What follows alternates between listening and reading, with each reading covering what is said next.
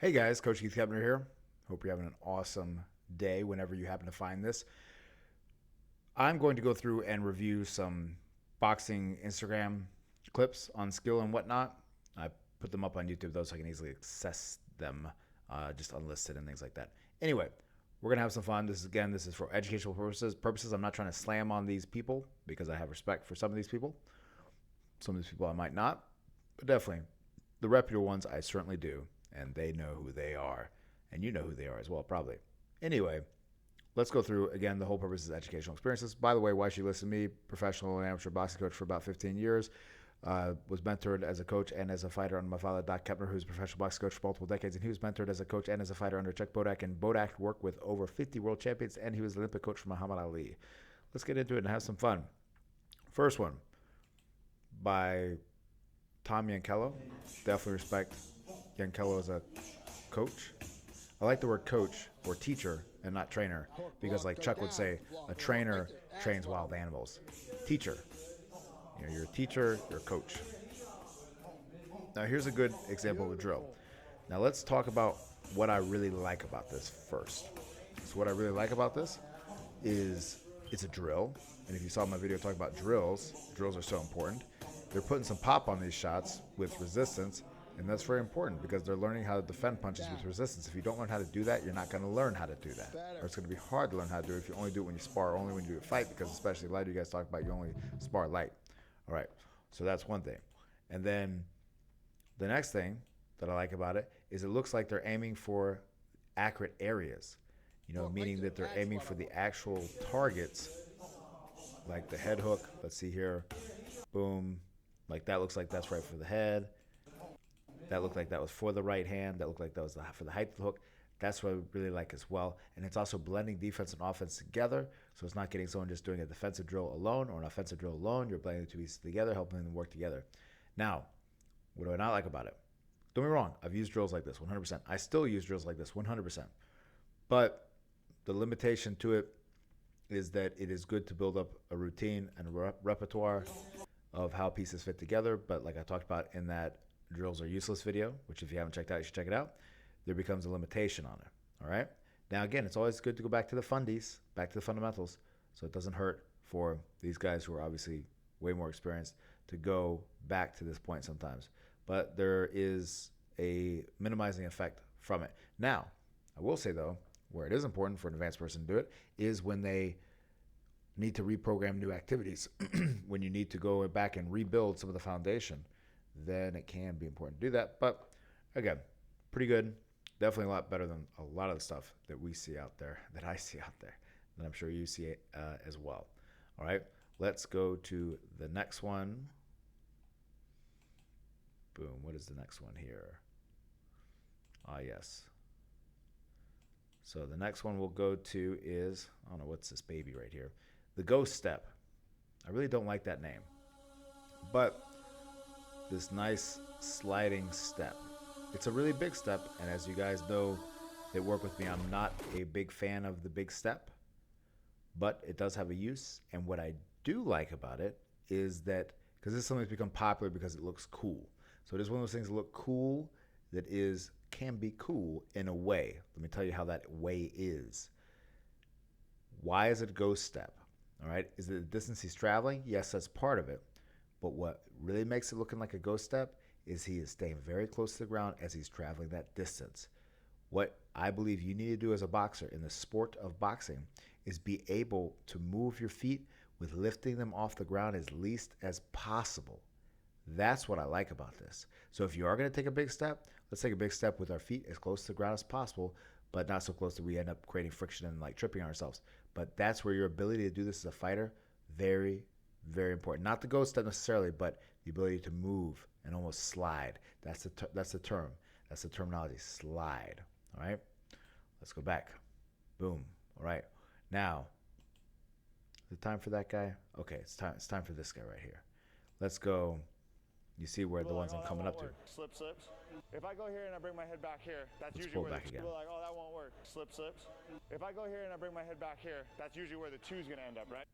Yeah. So the premise is right, like you see all over the YouTubes or Instagram these nowadays, is don't do a slip because like he said, this is going to happen. If I go here and I bring my head back here, that's usually where the 2's gonna end up, right? Yeah. That's not even true. Because when I slip outside, you're trying to punch me in the head. Yeah. Jab, boom, boom. You see, because they're punching where you're at, not where you were. So, I love the contrarianness because, again, like I've talked about with certain things with how to throw punches that are becoming popular, specifically left hook, this head movement thing, a few other things. It's all fads, right? There's so many fads out there. And in order to inoculate yourself from fads, what you need to do is learn the history. Go through. Watch. It's funny. I guess old school now is 80s, but go through and watch old school. 70s, 60s, 50s, 40s, 30s. You can cut it off about the 30s, okay? That's just coming from Coach Keith. You can tell anyone that argues with you, Coach Keith told you to do it. But we can cut it about the 30s. Maybe we could push back to the 20s on a couple of things, but really let's just the 30s, 40s, 50s, 60s, 70s, 80s, 90s, and that will give you a good realm. Of course, now we're not even talking about the 21st century, but go through there as well so that you know and have more context so you're not just this spring chicken buying into everything. Now, like he said, it's a valid point, very valid point. When you slip to your rear side, they're going to shoot for where you're slipping. Typically, agreed. Now, the contrary point to that, because again, we need to be able to steel man and straw man the arguments.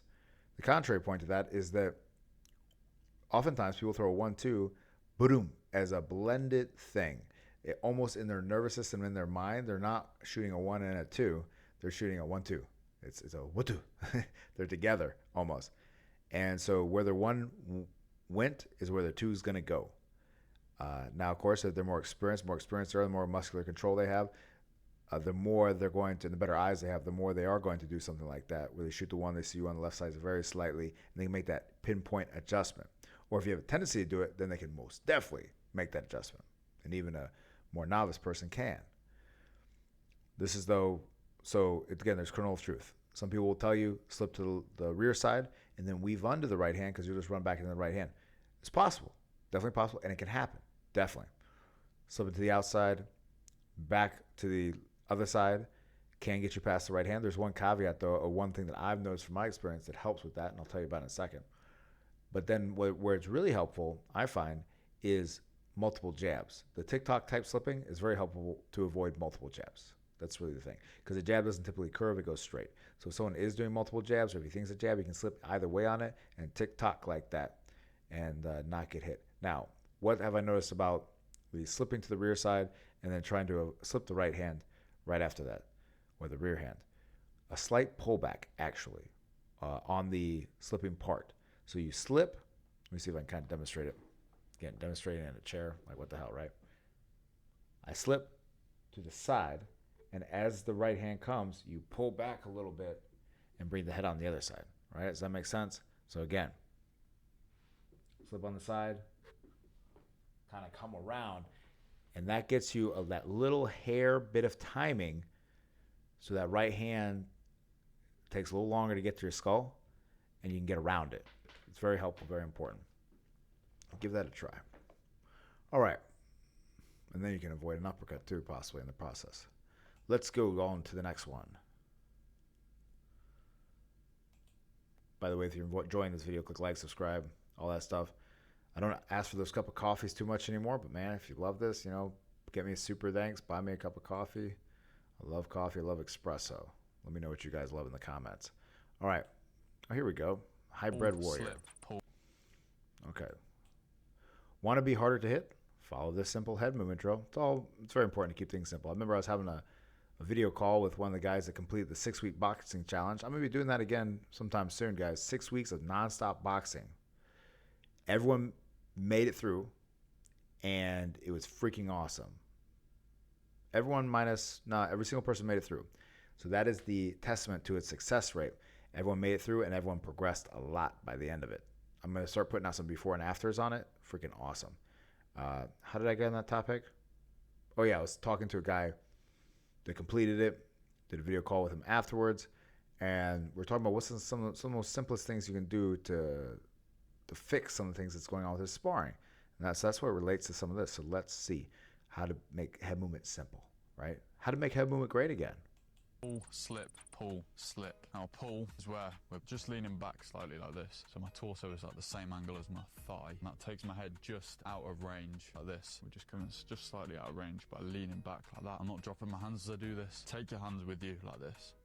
Don't come off at an angle, you'll come off balance, just back. Only needs to be slight. Then we're gonna combine that with those slips. We're gonna pull, I'm gonna slip to my lead side, and I'm gonna pull again, slip to my rear side. And then we're just gonna combine pulls with the slips. Imagine I've got an opponent attacking me. If they're throwing straight shots, which is what they're likely to be throwing, a pull and then a slip has just taken away their double jab, following it up with the right hand, aiming for my head here. I can pull out of the way again, I can slip. And just that movement, cycled over and over again, makes you really hard to hit. Pull, slip. Okay, so let me talk about again first what I like first, and then where I feel like there's opportunity and learning opportunity. All right, mouth so big I just hit this mic as I talk. All right, so first thing I like, the idea of simplifying head movement. Pulling is good, and pulling keeping your chin down and hands up is good. Does he keep his chin down really well? It's just slightly out of range by leaning back. It's kind of neutral. I would like it down a little bit more, but I like the idea of keeping the hands with you. Now, what I also like too, he demonstrates very well with the slips. Inside. That slip right there where that head is lined up with that lead knee, as far as laterally lined up. I love that. Don't want to go beyond that. And then when he slips to his rear side, slip to my rear side. He essentially lines up his head with his rear knee, but it doesn't mean he pulls back to his rear knee. And then we're just right, you can tell he goes from here and then here. See, it's a bow. He stuck his butt out. You see that? That is a good slip. I want to see a slip like that. You could have a slight cock of the head to the side so that it allows the punch to miss if it was going for you high. But that's a little nuance. And we don't necessarily need to keep our guard up that high. It could be cheek height. Because sometimes with the gloves on and that guard up that high, if you're slipping very nice and close, which I like a lot, I don't like the idea of huge slips. I know some people do, I find out, or at least on the internet they talk about it. Yeah, but don't let the hands get controlled and interfered with by the slip, so therefore don't raise them up too much. But about cheek height is a good height to have them. All right, now let's talk about something that I don't like. So what I believe is a more powerful trade-off than the pullback, because what happens here, okay, check it out. Torso is at the same angle as my thigh. And that takes my head just out of range. Let's go back like to this, the beginning of it. like this. So my torso is at the same angle as my thigh. And that takes my head just out of range like this. We're just coming, just. Wait, right there. Cool.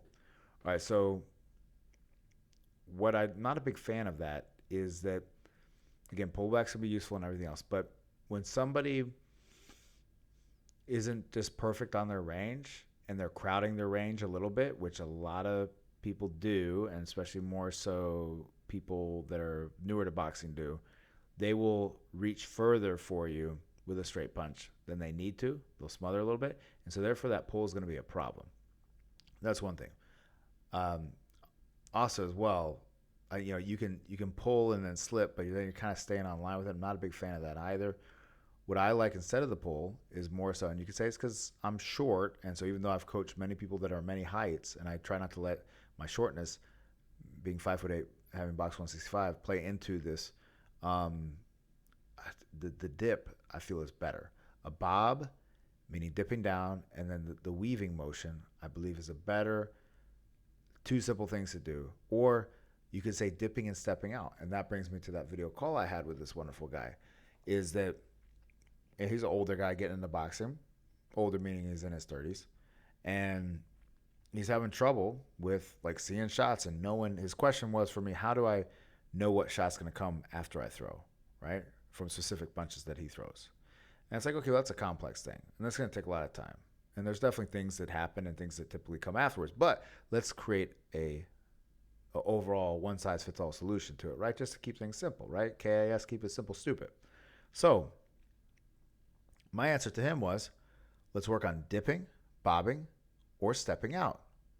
And then really if it's dipping, bobbing, or, so let's just call that dipping, or stepping out or slightly in or to the side, then we're covering all of our bases. So a bob and sometimes step out. So when a punch comes, you're either going to step out or you're going to bob it. So therefore, if someone tries to catch you on the bob with an uppercut, you're going to be out of it. If someone tries to reach farther for you as you step out because they're expecting you to step out, you'll dip under it. If they try to leap in with the hook as you step out, they'll catch you.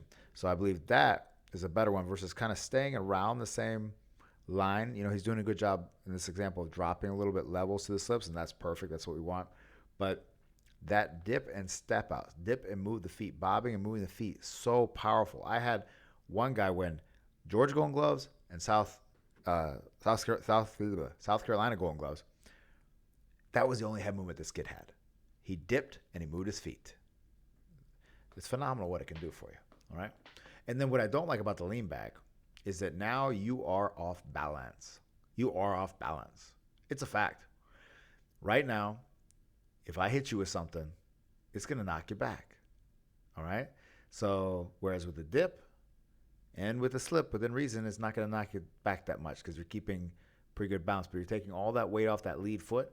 And guys that have their lead foot that falls back and they fall back, they typically, it happens because they're doing this and they're leaning back. Something specifically that can work for a longer guy, definitely if you're a medium height guy, big problems. All right, but again, good general idea, and I love the idea of simplifying. All right, so let's go to the next one. Boom. Ah, yes. Let's do this one. Soviet era old school boxing technique. Soviet era. So let's go through it.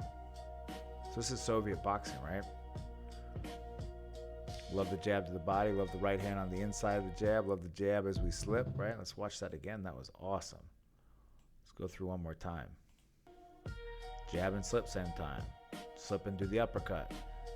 Slip in the uppercut. Yep. Right cross. That's a right cross over the jab. Shown pretty darn good, right? I've literally had people run drills like this in a line where we will drill essentially all these counters to a jab over and over again, just repping it out like this so that you get the pieces together. Well done. All right, now, what's the critique? You know, you could say, oh, his hands are not up or whatever, blah, blah. But you know what the biggest critique is? The biggest critique is that this is the U.S. Army training. That's from one of their training videos. Soviet-era Russia, or whatever, they didn't train like this back then, I don't believe, in the 30s when this was shot. The 20s, actually, I think is when this was shot. And it was a thing. And I'm going to make a whole video about this thing because I need to talk about this thing. And it doesn't mean that I don't love Usyk, and I think he's freaking awesome. It doesn't mean I don't have a lot of respect for Bivol. It doesn't mean I don't love Lomachenko and all these guys that have come from these areas and things like that. It doesn't mean anything like that. But there's a lot of hype, and again, fads, they get started, and I'm going to make a video talking about it. Watch out for that, guys, coming out soon. Anyway, awesome. Ain't got much to say about it, except that it's not Soviet era old school boxing technique. It's called US of A old school boxing technique. All right. Also known as the fundies, the fundamentals. All right.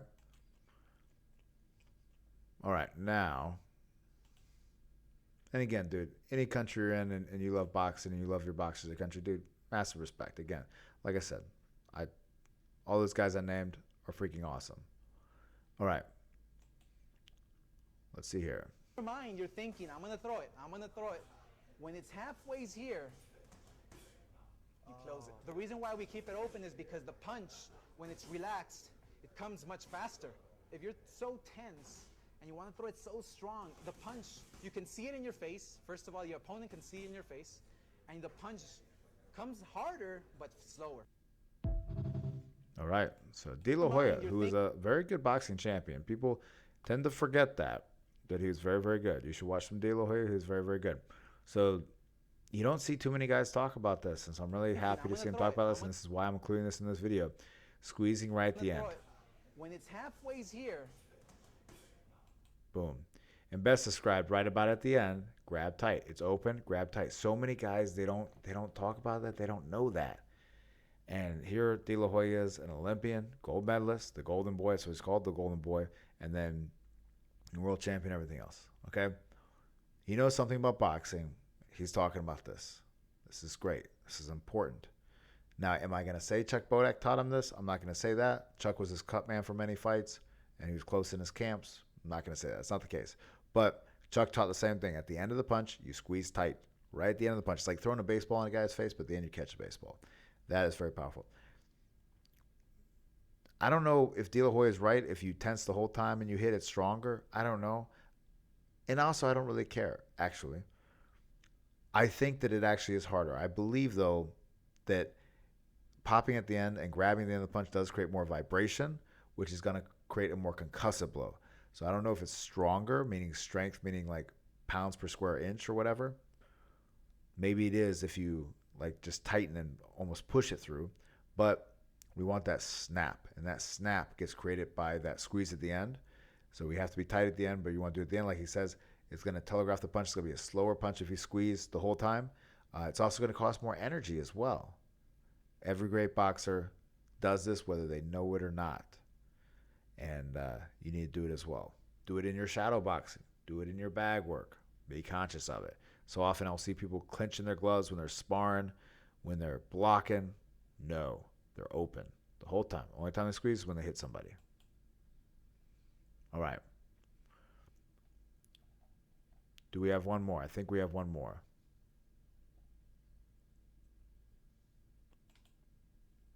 My history.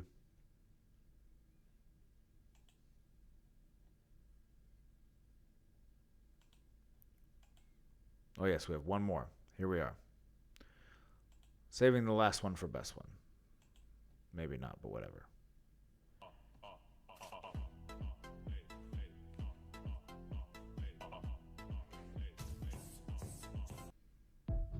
Okay, a lot of things here. Now, again, people get on me when I get onto like kickboxers and martial art people, but I see it permeate everywhere, though. And this is why I'm addressing it, because I see people that are kickboxers, Muay Thai people, whatever, and coaching boxing. And it doesn't mean they're bad. It doesn't mean they don't know what they're doing. I'm not saying that.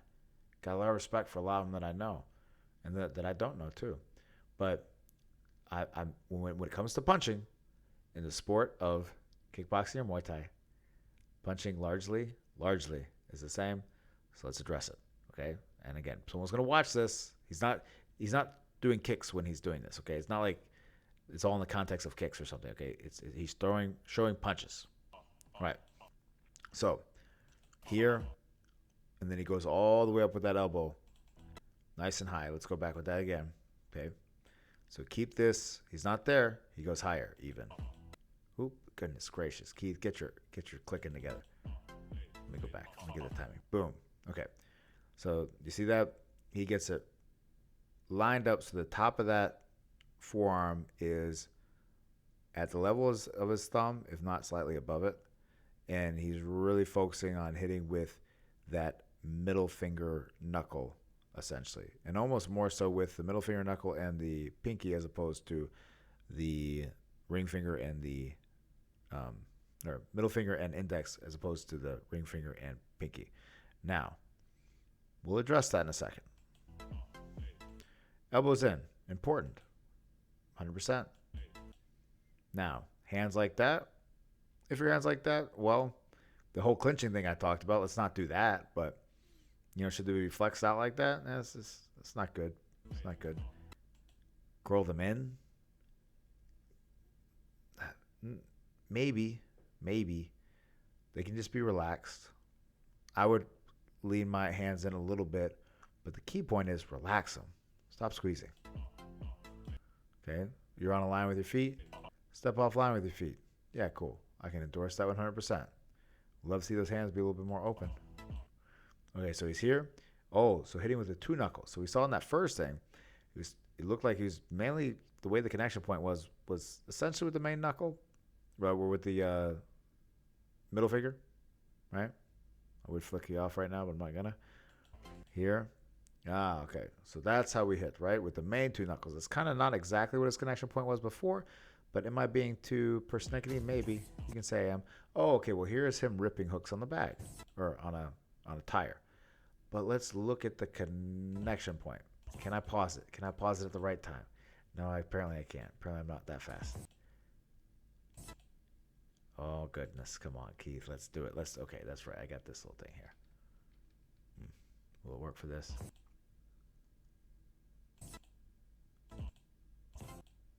Okay. There we go. Look at that connection point. Now the elbow's a little bit more down, and now he's a little bit more flush. It's not popped up as much as he was acting like it is before with those first two knuckles. Again, that is a better hook, and typically how you throw a hook as opposed to the more first two knuckles. Doesn't mean that first two knuckles isn't going to be a thing, ain't going to work, and ain't going to ever hurt anybody. But much better to have the elbow a little bit lower, hitting more with the flush of the knuckles, which means a little bit more of that middle knuckle and in the middle of it all. And in a glove, it's going to be the flush and the flat of the glove where the knuckles are. All right? That wraps it up, guys, for this one. If you want to work with me, go and check on the Patreon page and join the elite level program there. If you're looking to maybe expand and take your passion and make it a profession with boxing, that's something I've done for many years, opened up many facilities. And, I get to have my passion be my profession, and I have a lot of good resources to help you do that as well. Hop on there, message me, maybe we can work together. Also find me, speaking of Instagram, on Instagram at Coach Keith Keppner, and I'll see you on the next video, guys.